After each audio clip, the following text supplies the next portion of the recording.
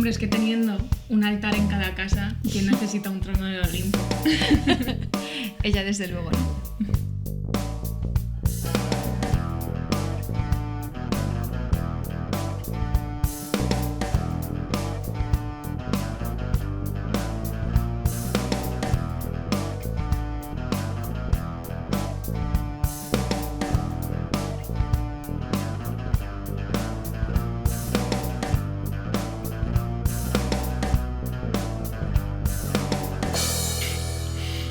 Hola Val, ¿qué tal estás?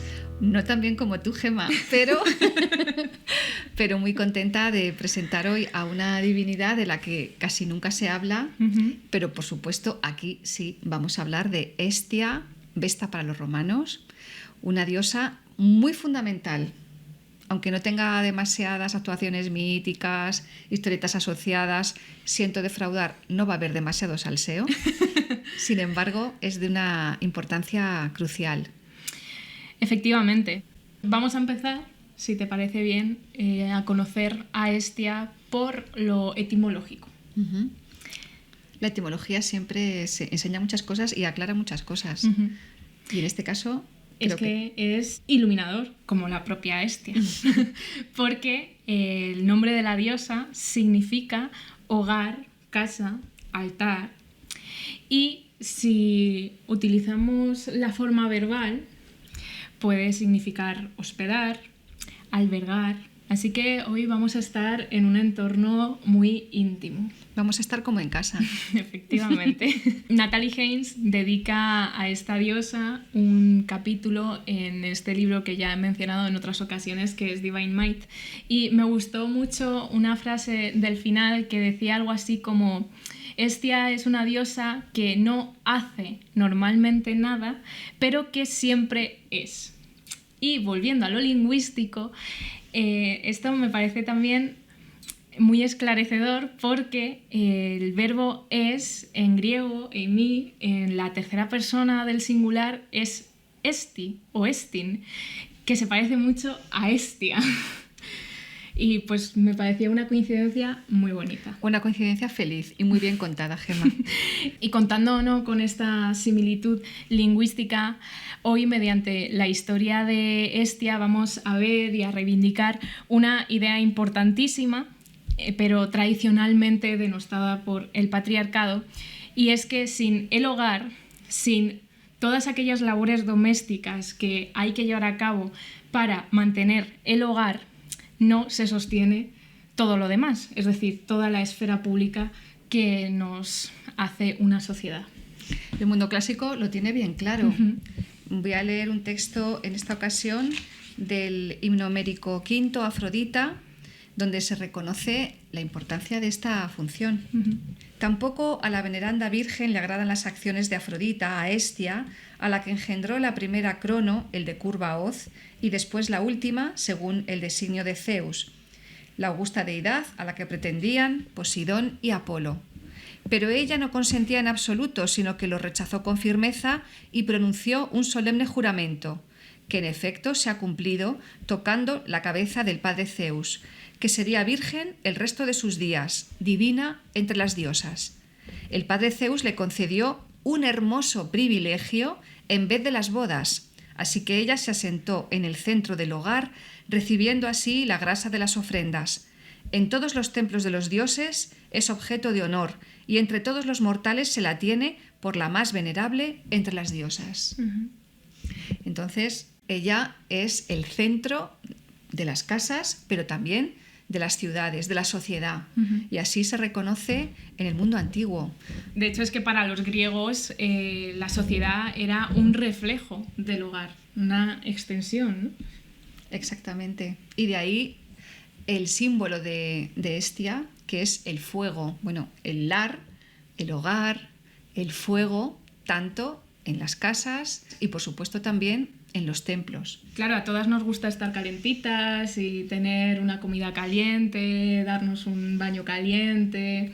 Entonces es normal que Hestia sea una divinidad central de la vida cotidiana.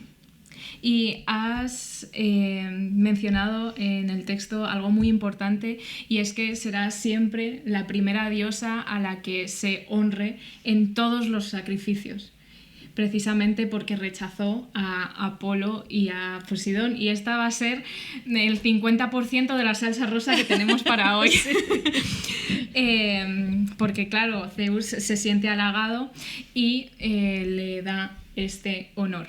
Pero también podríamos decir que hay una explicación, digamos, sociohistórica, que además está claramente ilustrada en la Odisea, en el canto 13, cuando Odiseo por fin llega a Ítaca, pero disfrazado de vagabundo, de anciano, gracias al poder de Atenea. Y es que la intención o la necesidad de Odiseo no es solo llegar físicamente a Ítaca, sino el reivindicar su poder y su puesto en su hogar, en su palacio. Así que Odiseo, disfrazado, como digo, llegará a la cabaña de uno de los ganaderos del palacio, que se llama Eumeo, y por las leyes de la hospitalidad, que eran muy importantes y siempre debían cumplirse. Es que tenemos que pensar que estamos en un mundo, en una época en la que tú iniciabas un viaje entre caminos que podrían estar llenos de bandidos, y que si necesitabas que alguien te ayudase dándote cobijo en tu casa, pues esa persona tenía que acceder, porque en algún momento podrías encontrarse en una situación similar. Entonces era como una ley de autopago, ¿no? Podría decirse. Sí, es que a veces es cuestión de vida o muerte. En estos periplos donde pues a veces no se tiene para comer, no te puedes guarecer, es muy difícil que nos hagamos una idea de aquello. Sí. Pero lo importante es saber que la hospitalidad es un deber sagrado, una obligación. Y Hestia tiene mucho que ver con esta idea. El caso es que una vez en casa de Eumeo, Odiseo jura por Zeus, por la hospitalidad y por Hestia, que Odiseo va a volver. Es decir, que el rey va a regresar a Ítaca y va a restablecer el orden. Y entonces Eumeo le dice: ojalá, hijo mío. Bueno, ojalá, anciano, porque es un anciano. Ojalá tengas razón. Y al final no he cogido la Odisea. ¿Leemos el fragmento? Como quieras, léelo si quieres.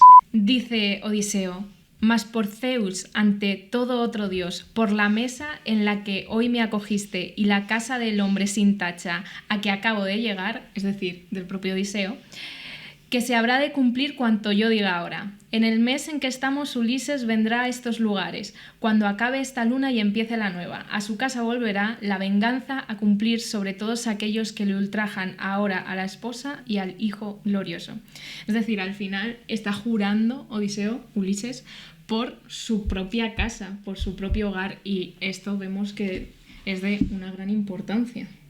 ¿Y con qué gusto pillaría Odiseo el fuego del hogar después de esos 20 años fuera de casa? Madre mía. ¿Y dónde está el hogar de Hestia? Pues el hogar de Hestia está donde haya un fuego dedicado a ella.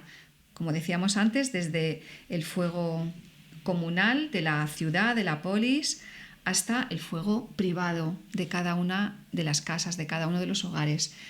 Este es el hogar de Hestia, es decir, todos lo son. Incluso el Olimpo, aunque no suele estar presente entre los dioses olímpicos.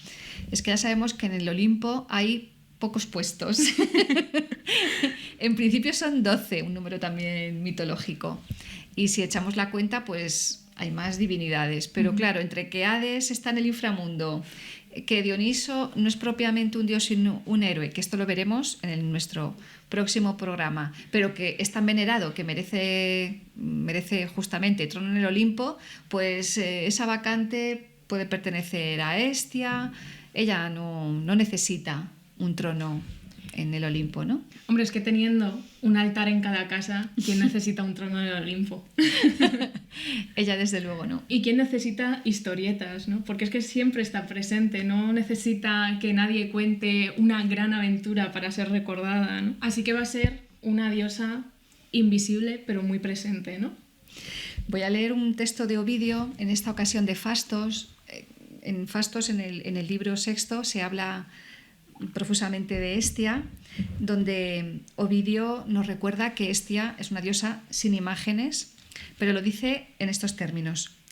Vesta no es otra que la llama viva, y ya ves cómo de la llama no nace ningún cuerpo.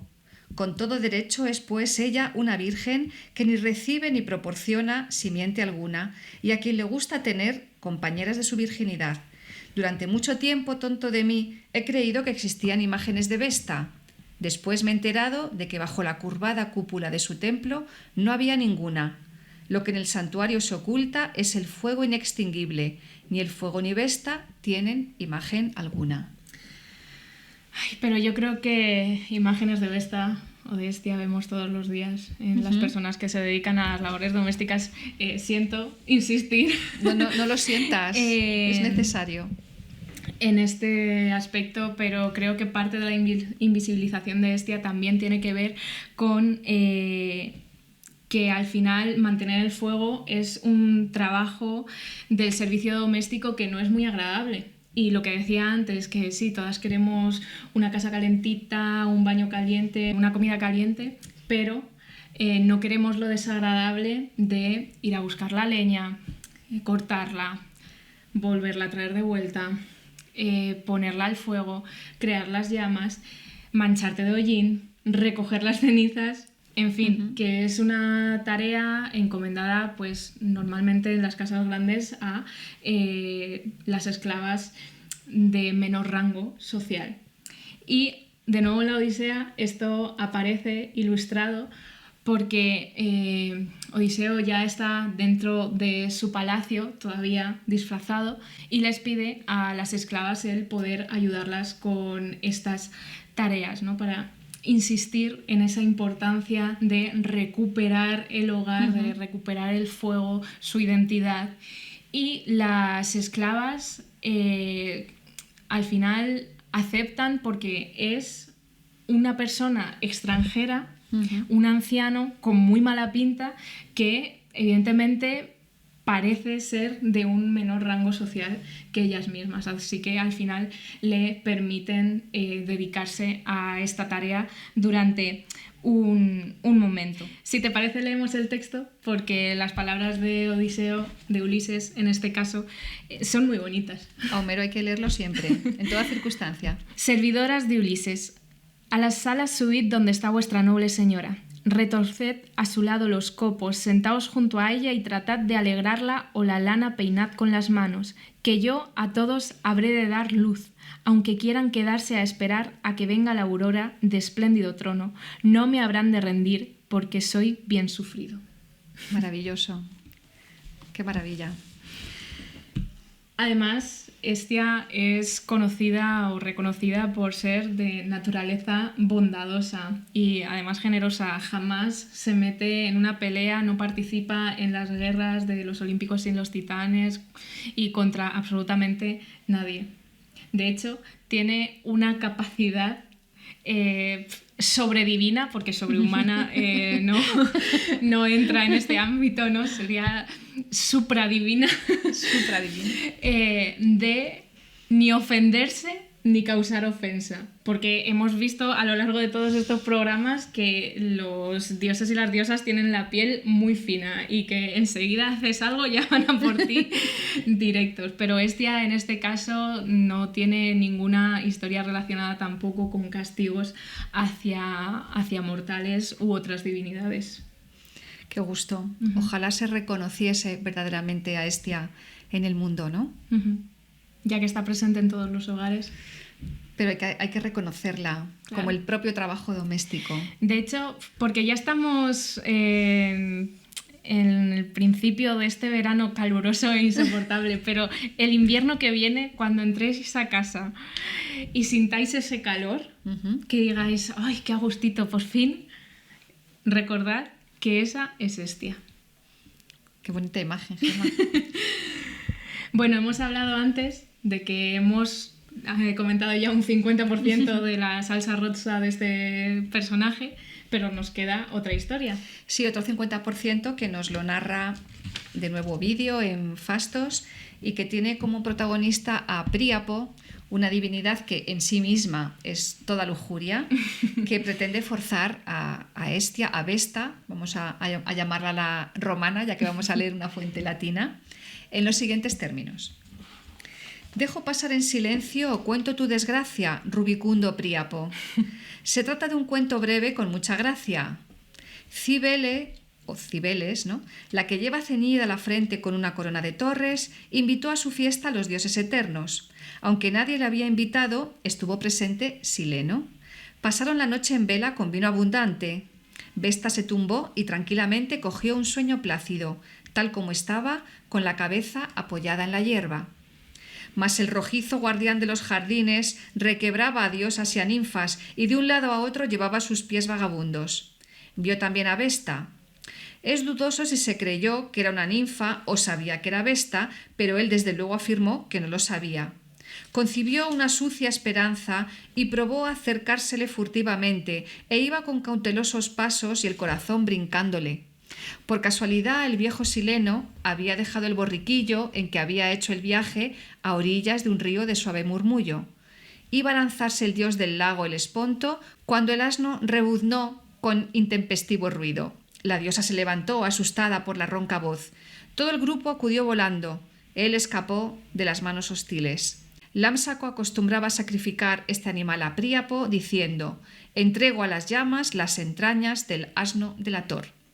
Dicho animal lo adornas tú, diosa, con hogazas de pan a manera de collares en el cuello, en recuerdo del suceso. Bueno, no sé si es muy divertido, quizás sí, ¿no? Ver a Príapo borracho intentando acercarse a toda hembra que se pusiera a su vista, ¿no? Y la imagen de Vesta, ¿no?, tan plácidamente durmiendo, y luego el borriquillo que la avisa.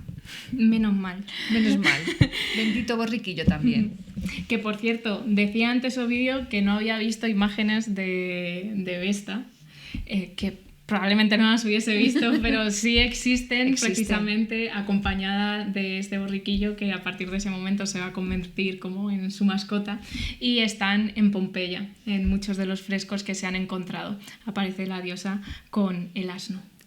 No hay muchas imágenes, pero haylas, efectivamente.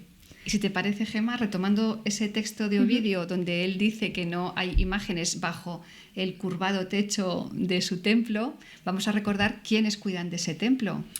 Las sacerdotisas vírgenes vestales, que eran una figura importantísima en Roma. Y de gran prestigio. De hecho, tenían un papel muy importante en la política de la ciudad. Pero antes de meternos en eso, vamos a comentar que son mujeres elegidas desde la infancia, que juraban su cargo durante 30 años y, por supuesto, el voto de castidad, igual que su diosa.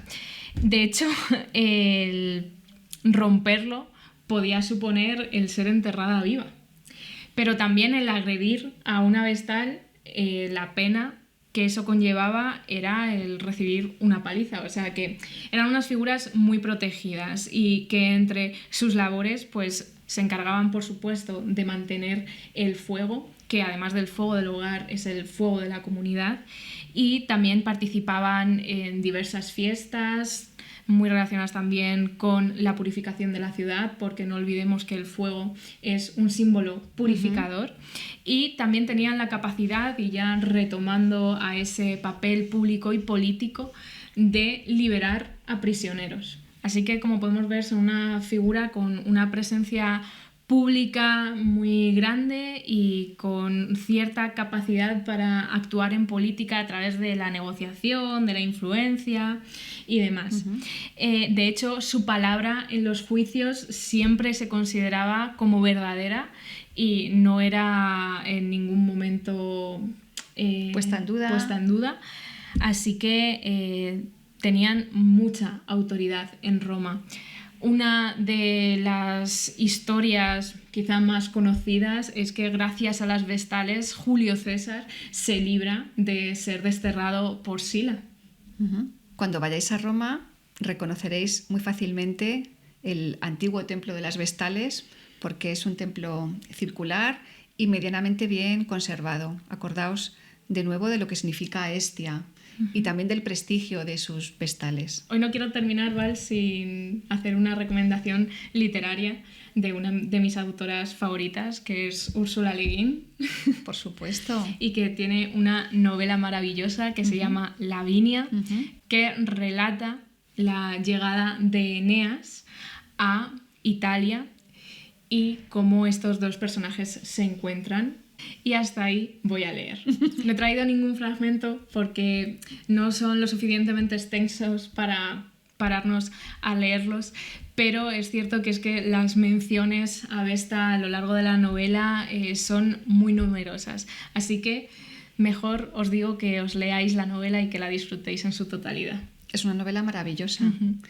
Pero como no nos vas a leer nada a modo de lectura contemporánea, pues vamos a leer de una traductora contemporánea, de nuestra queridísima Aurora Luque, la traducción que ella hace de una poetisa romana de la que casi nadie sabe nada, Aurora Luque sí, que se llama Claudia Trofime, una sacerdotisa de Vesta, de la que conservamos un par de epigramas que vamos a leer del tirón, dedicados, por supuesto, a la diosa. Y con esto terminamos, Gemma. Dice Claudia Trofime: la diosa procuró satisfacción a los dioses en sus fiestas y atendió el floreciente fuego de nuestra región. Dulcísima divinidad, flor del universo, la llama eterna del fuego del cielo se tiende hacia tus altares. La montaña Pión bebe en secreto dentro de sí misma la humedad de la niebla y la hace salir por dentro de sus faldas hacia el vasto mar. ¿Cómo podría una describirte, diosa, a ti que guardas y mantienes dentro de ti el fuego, enviado divino, reliquia de la armonía del universo? Que nos acompañe siempre, Hestia. Que nos acompañe. Muchas gracias, Val. Gracias, Gemma. Hasta pronto. Adiós.